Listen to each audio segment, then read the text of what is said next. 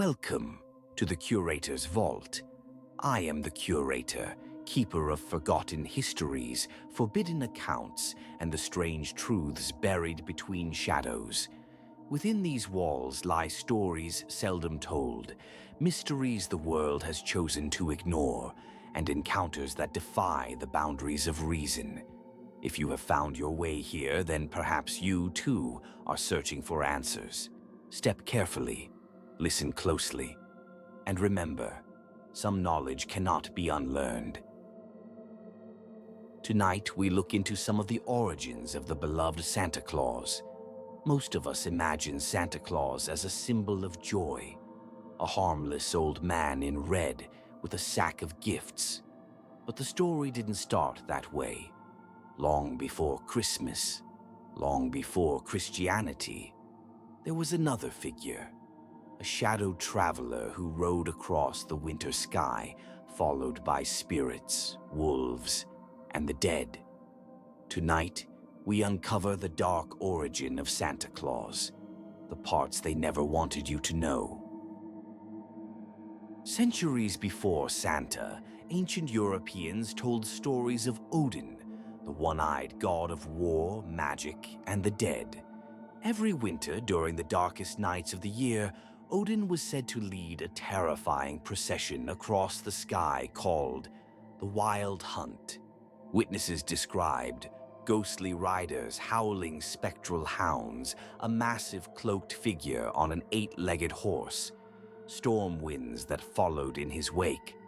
Children were told to stay indoors, because if you were caught outside, the Wild Hunt might take you. But here's the strange part. Odin didn't just bring terror, he also brought gifts. Children would leave boots filled with hay for Odin's horse. In return, they might find coins or treats left behind by the god himself. Sound familiar? A supernatural winter traveler flying through the sky, rewarding children, accompanied by powerful beasts. The earliest form of Santa was not jolly at all. Before the church reshaped winter traditions, December was a season ruled by spirits. Across Europe, people feared Yule demons, house spirits, winter witches, and creatures who punished the disobedient. Many demanded offerings, food, drink, or fire in exchange for safety. One figure, known in parts of Germany and Austria, would wander from home to home judging children, sometimes rewarding, sometimes punishing. Early descriptions say he wore a hooded cloak, a long white beard, and carried a staff. He was called the Winter Man, and was often believed to be a disguise for Odin himself.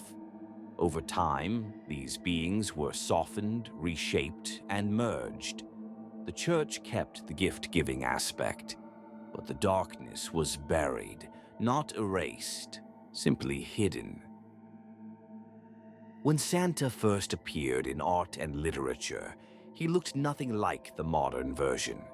Historical depictions show a thin, towering figure, deep-set eyes, a long, almost spectral beard, clothing that looked more monk-like than merry, a shadow that seemed unnatural.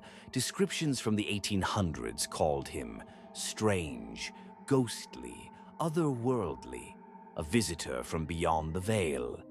Early sightings of Santa were almost never joyful. They were unsettling, even frightening.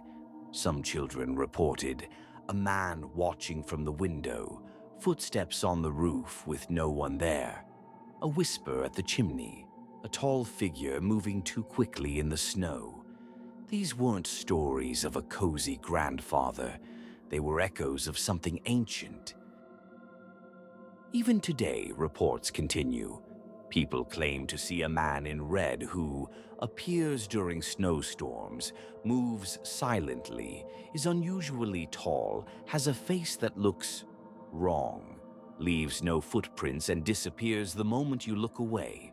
One woman in Alaska reported a red-cloaked figure standing at the tree line, staring at her cabin for nearly 10 minutes.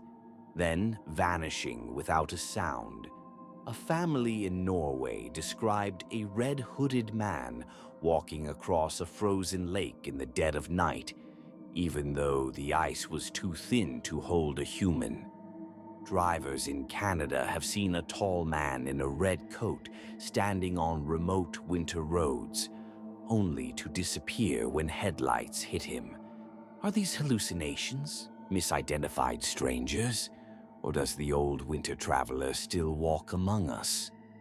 Watching, judging, passing by in the darkest nights of winter. Before we close the vault on this tale, there is something you must understand. Something most people overlook when they speak of Santa Claus, Saint Nicholas, or the jolly figure used to decorate shop windows in December. The truth is not found in a single story. It is scattered, hidden in texts that rarely agree with one another. To trace the origins of the winter visitor, we must examine what was written, and perhaps more importantly, what was intentionally left out. Take this volume, Jacob Grimm's Teutonic Mythology. Inside, he wrote of the Wild Hunt, a spectral procession led by a cloaked wanderer, a man who watched the living from the sky and rewarded or punished the households he passed. But notice, Grimm did not call him jolly. He called him ominous. Now turn to the early church documents. They speak of Saint Nicholas, but their tone is guarded. They praise his generosity, but never mention why so many communities still left boots of hay by the door in the dead of winter long after Christianity had taken hold. Old traditions do not vanish, they adapt. Then we have the Icelandic manuscripts, the accounts of the Yule spirits. 13 figures who roam the nights before Christmas, their mother Gryla hunting for the lost and misbehaved. These documents were copied and recopied by monks who admitted they were preserving dangerous stories so they would not be spoken aloud. Even in translation, the warnings remain. Some historians claim the connection between these beings and the modern Santa is coincidence.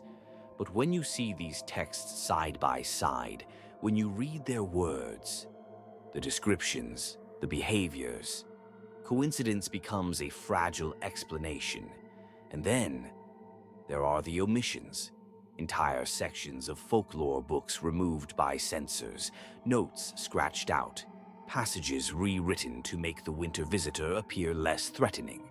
It seems someone, at some point, decided the world needed a gentler version of the story. A man with a laugh, a gift giver. But documents do not lie. Across centuries, one thing remains the same. A figure, cloaked, bearded, wandering, moving through the longest nights of winter.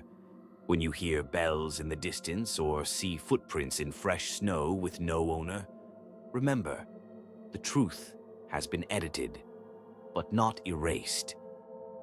And so the figure we call Santa Claus did not begin as a symbol of joy, but as a shadow draped in red, a winter wanderer who rode the storm winds long before anyone whispered the word Christmas.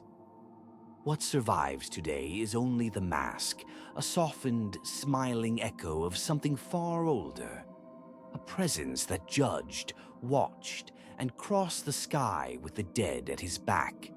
If you should ever glimpse a tall man in red on a winter night, look closely. You may not be seeing a myth. You may simply be seeing him as he truly was. Comment your thoughts about the origin of Santa Claus below. Like this video to help others discover the truth. And if you wish to continue your journey into the unknown, please subscribe to The Curator's Vault, where the unexplained is preserved.